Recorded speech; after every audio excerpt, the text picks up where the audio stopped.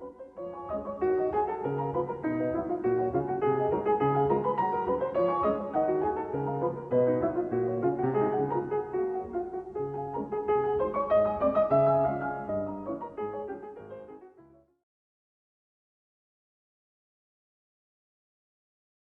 codis QR són una mena de codis de barres, però que poden contindre molta més informació que un codi de barres. Nosaltres vam introduir-nos en això dels codis QR, que ens ho va presentar el senyor Narcís Vives i tota la gent d'Itinerarium, i que també han creat l'entorn de QR Edu, que d'alguna manera es dediquen a això, a anar implementant noves tecnologies en el món de l'educació. Llavors, en un primer moment, vam començar a experimentar els codis QR per a veure què se'n podia fer. Els codis QR, pensàvem que era això, una possibilitat de poder enllaçar continguts a partir d'aquestes informacions. El que ens aporten bàsicament són dues coses. A través d'un codi QR, el que podem fer és, si tu estàs en qualsevol espai, en qualsevol moment, i tens un disparador, és a dir, tens algun element en aquest entorn en què te permet anar ampliant els continguts, els coneixements sobre qualsevol aspecte, el codi QR el que et permet és enllaçar-ho directament, és a dir, que no hi hagués d'esperar, és immediat. Tu vas pel pati, veus una planta, tens un codi QR allà al costat, lliges el codi QR, a partir d'allí enllaces a internet una sèrie de continguts que t'expliquen des d'algun vídeo de com s'ha plantat aquella planta fins a com pots multiplicar aquella planta a través de qualsevol altre vídeo o qualsevol imatge que s'hagi donat en aquell moment. Aquesta seria una gran aplicació, és a dir, com a disparador en un element de l'entorn. Una altra gran aplicació seria proporcionar interactivitat als documents en paper, és a dir, les famoses fitxes de tota la vida. A partir dels codis QR ja els hem de deixar de pensar com fins ara i els hem de considerar com un altre document multimèdia, és a dir, en una fitxa en blanc i negre, no necessitem ni siquiera imprimir-la en color, a partir d'una fitxa en blanc i negre li insertem un codi QR i ja tenim un vídeo allí sobre la mateixa fitxa. Això fins ara no ho teníem. Fins ara sempre necessitàvem o estar connectats en un ordenador o tindre qualsevol altra cosa. Ara ja no. Ara, ja dic, imprimint una fitxa en blanc i negre, és que el gasto és mínim, ja tenim tot el que internet ens proporciona.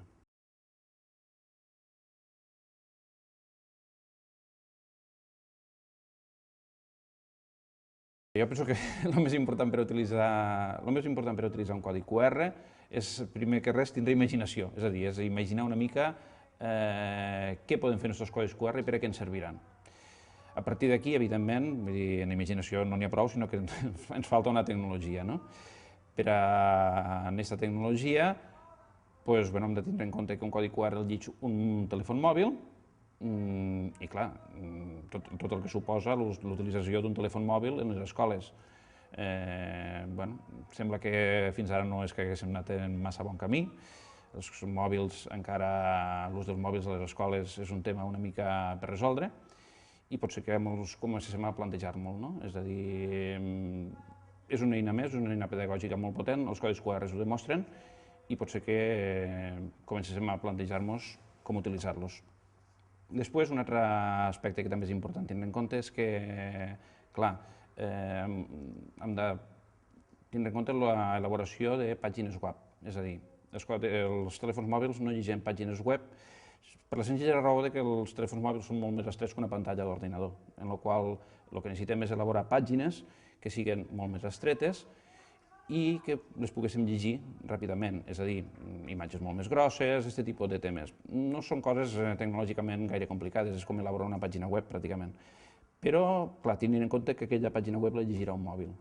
En aquest sentit, tenim una eina molt potent, l'eina de l'editor de pàgines web del QR Edu, que és una eina que ara com ara l'hem de tindre molt en compte, sobretot ara que estem començant a pensar què farem en aquests codis QR.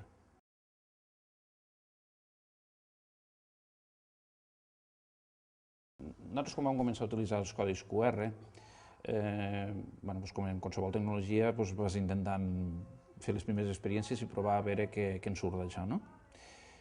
La primera va ser això, va ser agafar una planta i posar-li un codi QR al costat i a veure què és el que passava en això. Això estava bé, però clar, sempre en vols una miqueta més. La segona experiència els vam utilitzar ja per a elaborar una gincama. Teníem en una festa a l'escola, teníem una gincama, com normalment se munten a moltes escoles, però nosaltres en algunes proves hi vam introduir alguns codis QR. Aprofitant vídeos de plafons de l'escola, els alumnes llegien el codi, veien un vídeo d'algun espai o d'algun plafó que hi havia a l'escola i havien de trobar-lo perquè allà hi havia una pista, i així enllaçaven. Era una manera més d'anar-li donant més contingut. Posteriorment vam començar a introduir codis QR a publicacions de l'escola, a la revista de l'escola, algun codi QR, al butlletí del jardí, algun codi QR. També vam introduir algun codi QR al programa del Festival de Nadal, també una mica enllaçant en alguns vídeos que relacionaven les actuacions que havien fet els nois al festival.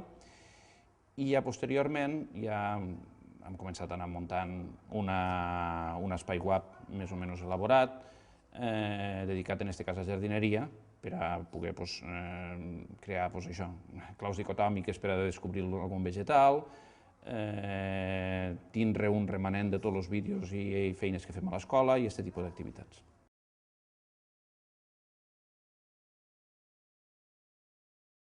El telèfon mòbil, penso que també hem de tindre en compte, primera, en un futur el telèfon mòbil probablement englobarà més tecnologies, és a dir, no l'hem de veure, ara el veiem només com un telèfon mòbil, però igual com la gent ja l'està utilitzant per a fer fotos i per a fer vídeos, nosaltres també hem de començar a pensar que d'aquí un temps el telèfon mòbil l'utilitzarem també per a fer fotos i per a fer vídeos, per tant serà una eina imprescindible. Vull dir, deixarem aquesta càmera i en el mòbil ho tindrem tot. Aquest és un tema. I llavors hi ha un altre tema, vull dir, els codis QR són un enllaç ràpid a informació, però ara com ara els estem utilitzant per a informació molt fixa. Hem d'avançar més. Els codis QR ens han de donar el camí per a fer activitats més dinàmiques. És a dir, els mòbils no els podem utilitzar només per a veure informació, els hem d'utilitzar per a interactuar. I per a interactuar hem de poder omplir enquestes, hem de poder respondre exàmens, hem de poder fer coses, moltes més coses encara. Ja ho veurem.